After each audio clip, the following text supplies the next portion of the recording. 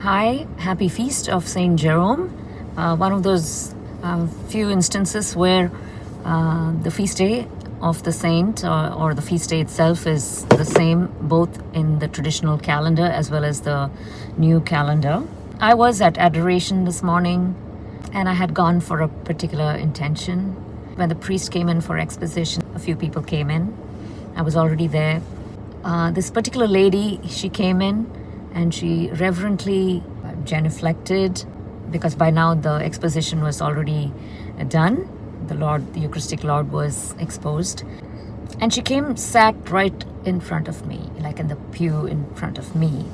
She was a rather big lady and she was dressed in a pair of joggers. And she was also wearing what I understand is called a crossback. Probably she had just come back from her jogging or walking. Or the crossback was covered by a tank top with large armholes. My tranquility was immediately robbed. My first thought was to make an act of reparation, which I did during that holy hour. I chided myself for not keeping custody of eyes or enough custody of eyes, although I was wearing my veil, and for being judgy and not paying attention to the Eucharistic Lord and that beautiful monstrance on a shiny Tuesday morning. I was trying to give excuses and on her behalf so that I would feel less judgmental, because we're called not to judge, right? So hey, it's usually a man or a woman who walks in shorts, and usually when they are seated, it's no more a distraction because you cannot see it anymore. So I was like, at least let me think well of those people who come in shorts in comparison to this, let me not hesitate to say, an evil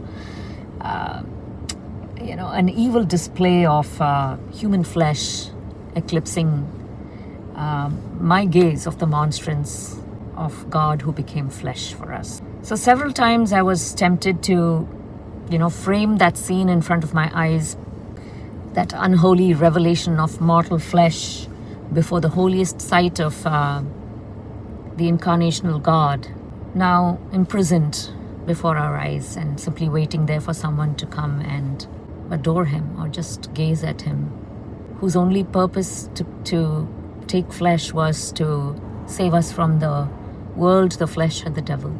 So these were some of my thoughts. So a good part of the hour was spent in, how shall I, handle this? Do I sketch the scene? I didn't want to take a photograph. That would be all the more irreverent. Besides, there's a security camera right behind me which looks at everything from behind me, at the whole chapel, what's going on, who's coming in and who's going out, and an omniscient God who knows every heart, every soul, and he's watching, through the mystery that's hidden in that white host. So I was wondering, do I speak to her? Do I pass her a note saying that she has not dressed appropriately for Eucharistic adoration? These kind of things are actually meant to be handled by the pastor, not by the people. The pastor has authority over the souls of people. Anyway, with all these ponderings, I just turned to the Gospel of the day in the traditional missal for Saint Jerome.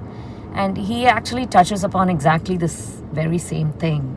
And I just read a little bit, which is from the Gospel according to St. Matthew.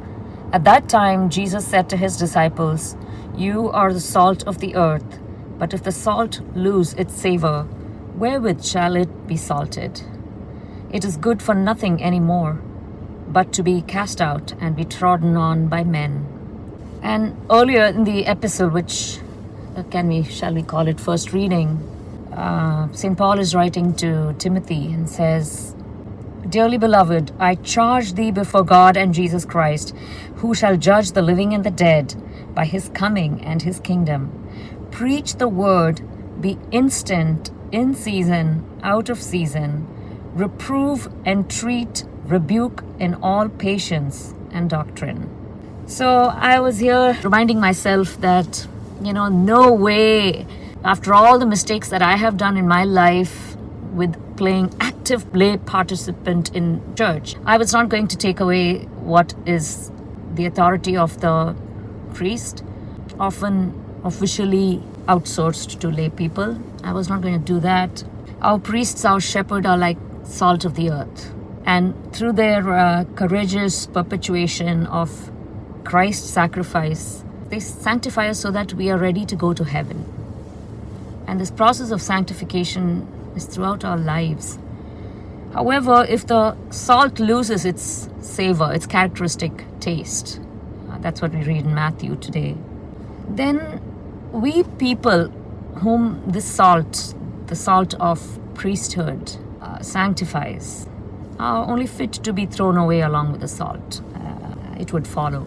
So surely the Lord, the eternal high priest, the good shepherd, will come and rescue us.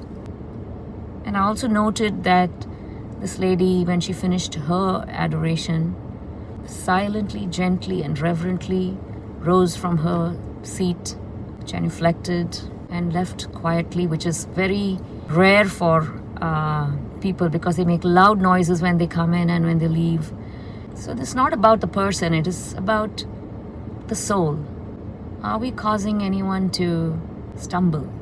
And the Lord says, in today's reading itself, He says that anyone who causes the other to stumble will be called the least in the kingdom of heaven.